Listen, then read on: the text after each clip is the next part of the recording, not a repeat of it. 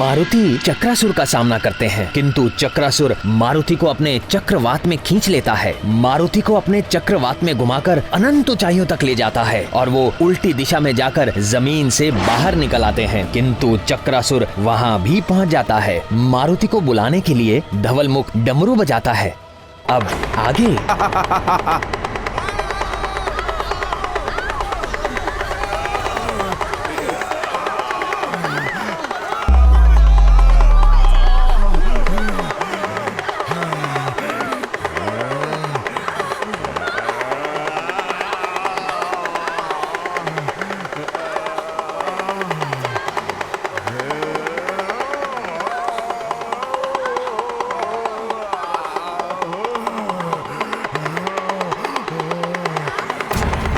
बंद करो ये ध्वनि। ये डमरू की ध्वनि मुझे विचलित कर रही है।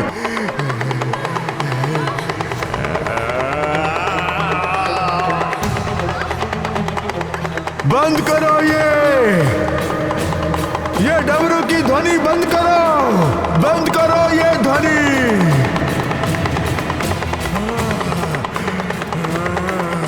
बंद करो ये डमरू की ध्वनि।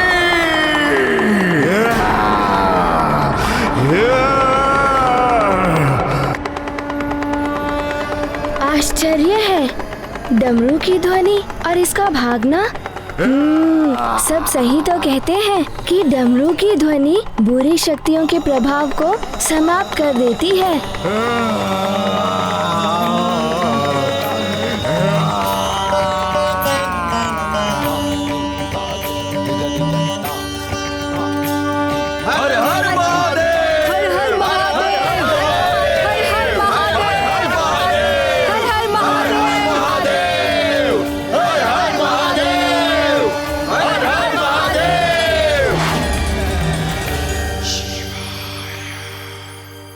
युवराज मारुति, आपकी माता महारानी जी आपके लिए चिंतित होंगी। चक्रासुर लौट गया है। चलिए हम आपको राजभवन पहुंचा देते हैं। युवराज मारुति, आप हम सबके लिए इतनी रात्रि में यहां आए। आपने धवलमुख के प्राण बचाए, स्वयं को संकट में डाला। आपने हमारे लिए कितना कुछ किया। अब आप राजभवन लौट चलिए। यदि चक्रासुर पुनः आ गया तो उसका भय अभी भी समाप्त नहीं हुआ है। आप सत्य कह रहे हैं मुखिया जी। चक्रासुर का भय अभी भी बना हुआ है। जब तक आप सभी चक्रासुर के भय से मुक्त नहीं हो जाते, मारुति आप सबको इस संकट में छोड़कर नहीं जा सकता।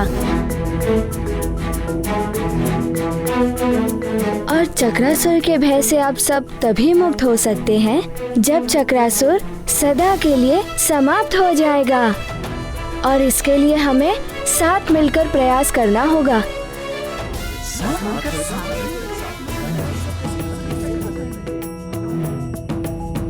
तो क्या चक्रासुर की मृत्यु संभव है? हाँ, वो भी तुम्हारे द्वारा। इसके द्वारा? इसके द्वारा? इसके द्वारा? ये कैसे संभव है? ये कैसे हो सकता है?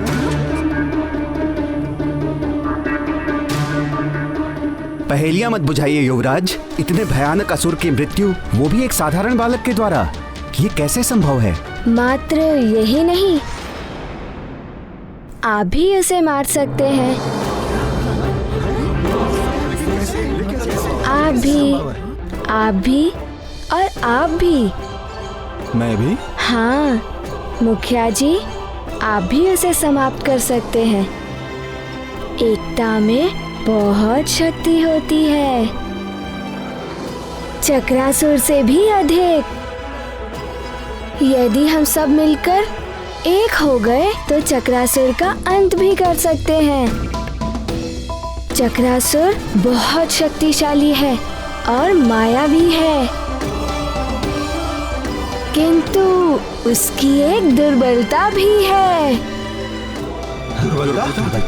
चक्रासुर की दुर्बलता?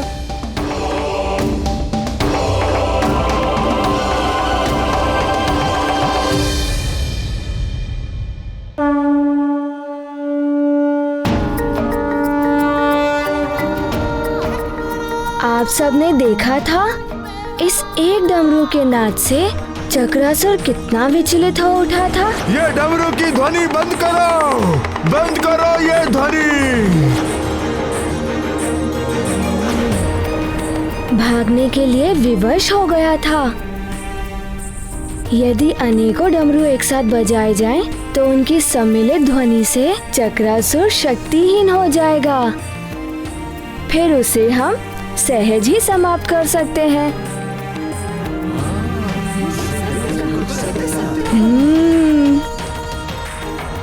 कब तक यूं ही भयभीत होकर जिएंगे?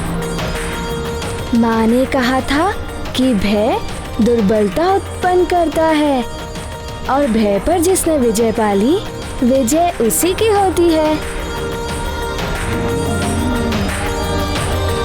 युवराज, आप बहुत छोटे हैं, आप नहीं समझेंगे। बात भय की नहीं है, मात्र इतनी सी है कि अपने से बलशाली पर वार करना स्वयं को संकट में डालना है। संकट का सामना करने पर ही संकट दूर होते हैं मुखिया जी। यदि हम संकट से भागेंगे तो संकट हमारा पीछा कभी नहीं छोड़ेगा। हाथ पर हाथ रखने से कुछ नहीं मिलता है। सफल वही होता है जो प्रयास करता है। पिताश्री भी वही कहते हैं, जो स्वयं की सहायता करता है, भगवान भी उसी की सहायता करते हैं।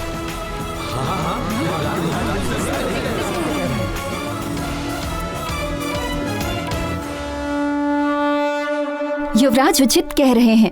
कब तक हम इस प्रकार चक्रासुर से भागते रहेंगे? हमें चक्रासुर का सामना करना होगा, संपूर्ण शक्ति और बल के साथ।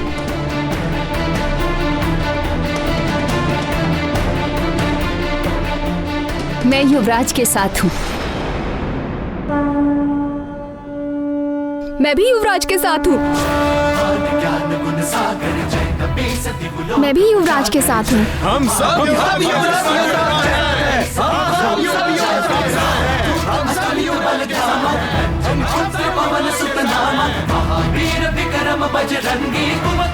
धन्य है युवराज और धन्य है माँ महारानी अंजना, जिन्हें आप जैसे वीर पुत्र की माता होने का गौरव प्राप्त हुआ।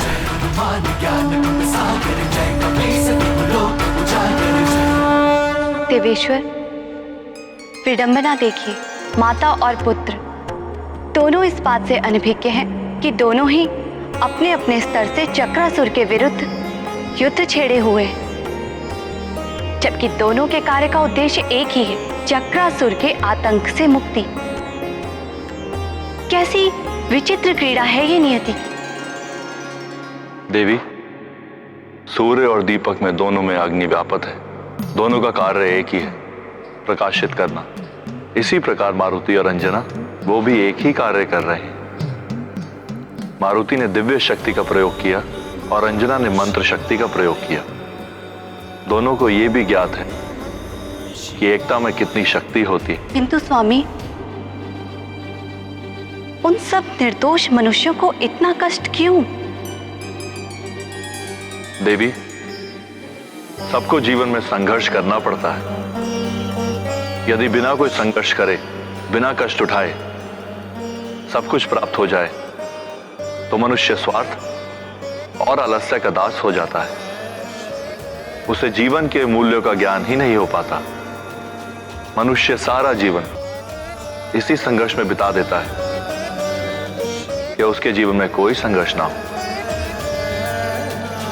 संघर्ष की महिमा ऐसी ही है। मारुति भी एकता की शक्ति से चक्रासुर के विरुद्ध संघर्ष करने के लिए सबको जोड़ रहे हैं। आप स्वयं देख लीजिए।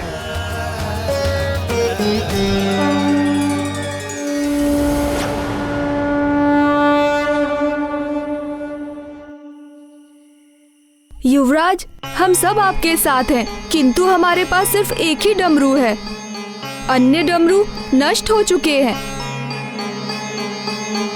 तो फिर आप सब और डमरू तो बना सकते हैं ना? बना तो सकते हैं युवराज, किंतु हमारे पास सामग्री नहीं है। कुछ चर्म और कुछ रस्सियां हैं, लकड़ियां नहीं हैं। और लकड़ी के बिना तो डमरू बन ही नहीं सकते। और युवराज, आसपास भी ऐसे कोई वृक्ष नहीं बचे हैं जिनसे हम डमरू बना सकें। चक्रासुर ने सब उजाड़ दिया। किंतु मैंने एक स्थान देखा है जो अब भी सुरक्षित है। गांव से आते हुए हमने जिस नदी को पार किया था, वहां के आसपास के वन सुरक्षित हैं। कदाचित चक्रासुर अब तक वहां नहीं पहुंचा होगा। हम वहां जाकर डमरू तैयार कर सकते हैं। अब विलंब कैसा? शुभ से शीघ्रम। रुक जाइए।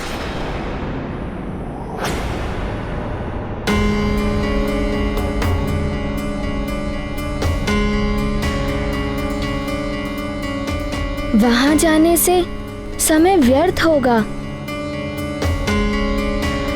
आप लोग यहीं बैठकर अपना कार्य आरंभ कीजिए।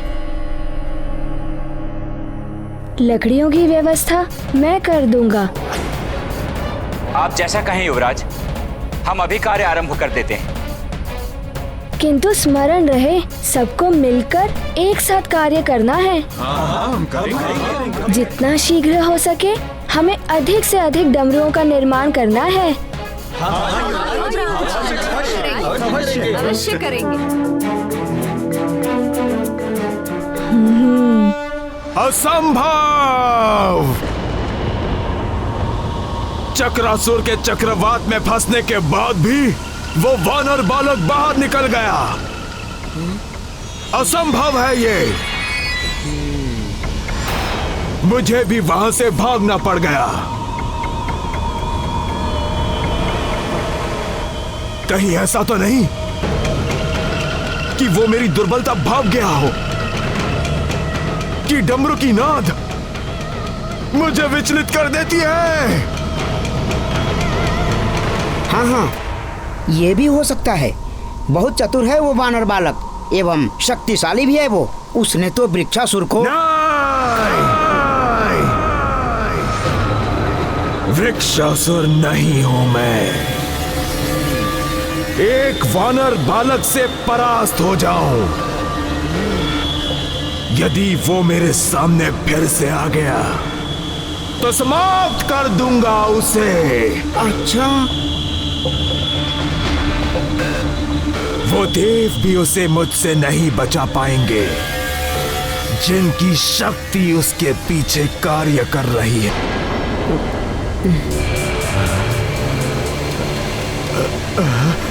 क्या हुआ चक्रासुर?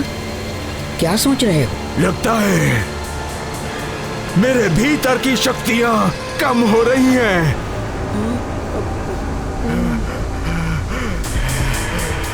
इन्हें बढ़ाने के लिए मुझे कुछ तो अपने भीतर समेटना ही होगा।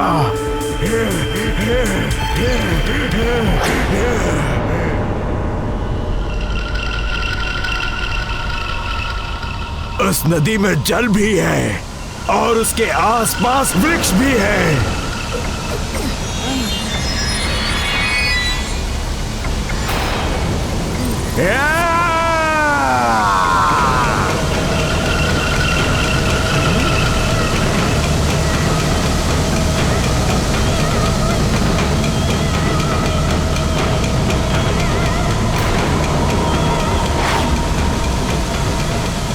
इतने भयानक चक्रासुर को भी चक्कर में डाल दिया इस छोटे से वानर बालक ने।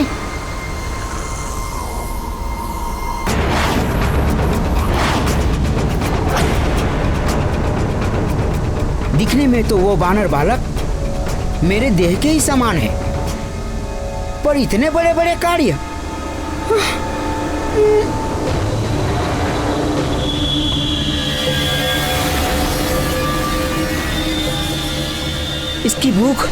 इसकी भूख तो शांति नहीं हो रही है। कहीं ये मुझे भी ना निगल ले।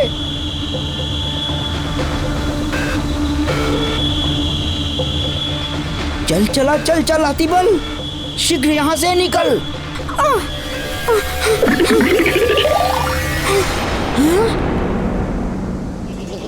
इस मायावी बालक के पीछे किस देवता का हाथ है? ये सूचना भी तो मुझे लंकेश रावण तक पहुंचानी है। मुझे यहाँ रुकना ही होगा।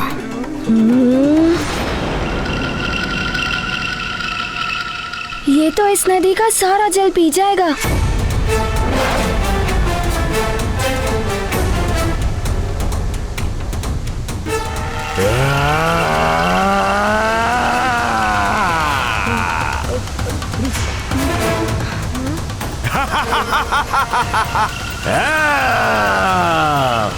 अरे ये तो नदी का सारा जल पी गया। नदी का सारा जल पीने के पश्चात ये सारे वृक्षों को निगल गया तो डमरू बनाने के लिए लकड़ियाँ कहाँ से मिलेंगी?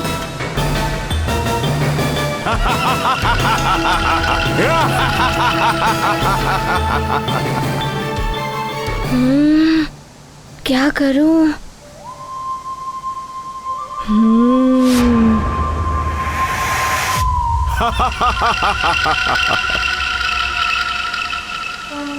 चक्रासुर! चक्रासुर! चक्रासुर!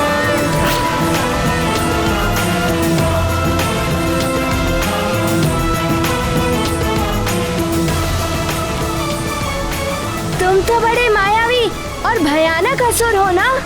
फिर क्यों भाग निकले थे वहाँ से? तो फिर आ गया वानर बालक। किंतु इस बार तू चक्रासुर के चक्कर में जो फंसा तो बस चल बसा। तुम कुछ नहीं कर पाओगे। अरे ये तो चक्रासुर को भी ललकार रहा है। वानर बालक! वानर बालक!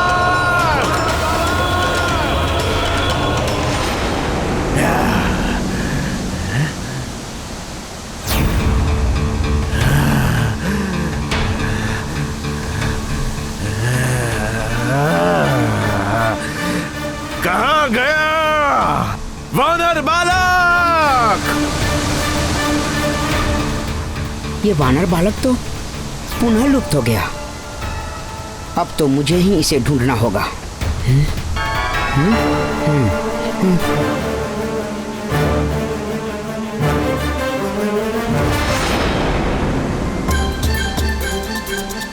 अब मैं जाकर लकड़ियाँ ले सकता हूँ।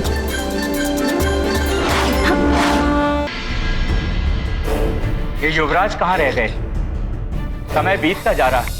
आ जाएंगे युवराज, लकड़ियाँ चुनने में समय लगता है।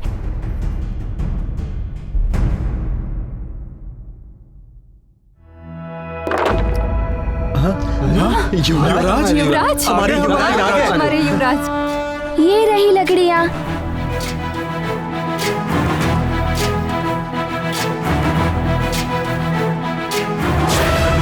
ज्ञान गुण सागर जय कपीस दिवलोक उजागर जय हनुमान ज्ञान गुण सागर जय कपीस दिवलोक। ये लो और लकड़ियाँ लो, ये सब लकड़ियाँ लो।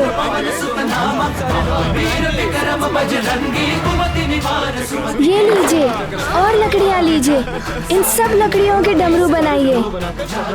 शीघ्र ही कार्य पर लग जाइए।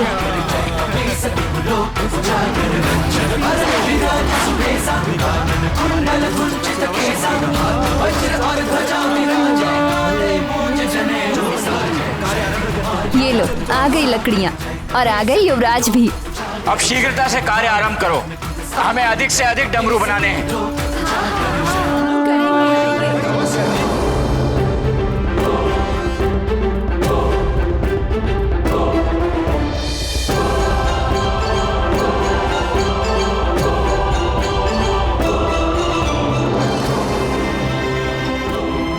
जल्दी जल्दी हाथ चलाओ, समय कम है हमारे पास।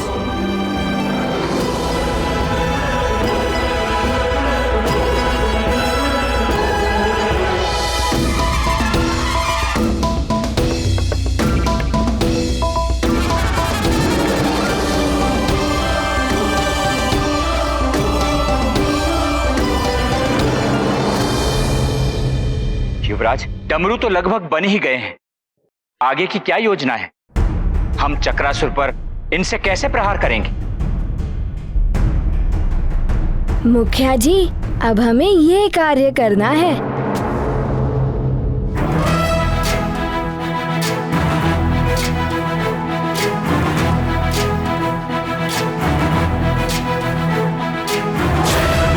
ज्ञान गुण सागर जय कपीस दिवलोक उजागर जय हनुमान ज्ञान गुण सागर जय कपीस दिवलोक उजागर दूत अतुलित बल धामा अंजनी पुत्र पवन सुत नामा महावीर विक्रम बजरंगी कुमति निवार। आप सब समझ गए ना? जी युवराज, हाँ समझ गए।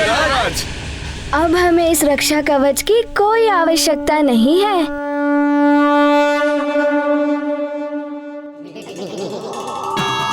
ये तो चक्रासुर के लिए बहुत ही घातक है। शीघ्र बताना होगा चक्रासुर को। अब तुम नहीं बच सकते चक्रासुर। मारुति चक्रासुर का सामना करते हैं, किंतु चक्रासुर मारुति को अपने चक्रवात में खींच लेता है। मारुति को अपने चक्रवात में घुमाकर अनंत ऊंचाइयों तक ले जाता है और वो उल्टी दिशा में जाकर जमीन से बाहर निकल आते हैं, किंतु चक्रासुर वहां भी पहुंच जाता है। मारुति को बुलाने के लिए धवलमुख डमरू बजाता है। अब आगे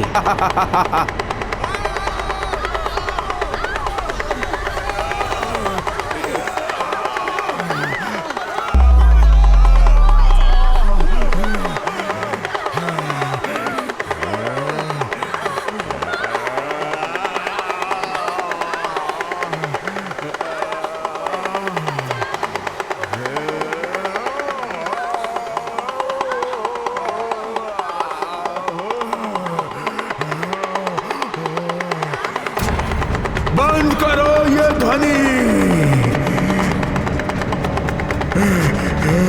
ये डमरू की ध्वनि मुझे विचलित कर रही है।